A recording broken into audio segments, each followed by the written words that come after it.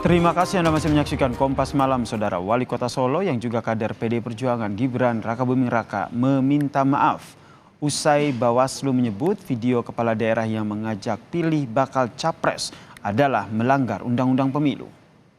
Gibran mengaku siap mengikuti arahan Bawaslu dan menghadapi konsekuensi dari tindakannya. Gibran dan sejumlah kepala daerah kader PD Perjuangan termasuk Wali Kota Medan Bobi Nasution sempat muncul dalam video yang diunggah akun resmi PD Perjuangan di media sosial pada akhir Agustus lalu.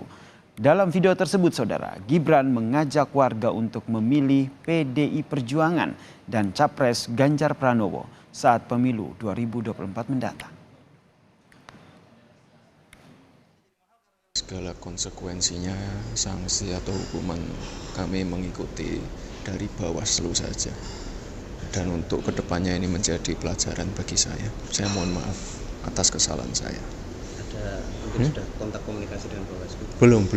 Tapi saya yakin pasti dalam waktu dekat pesan-pesan tadi pasti langsung disampaikan ke saya ya. Infonya kan diserahkan ke Kemendagri juga, Mas. Oh ya, saya tunggu aja ya surat-suratnya.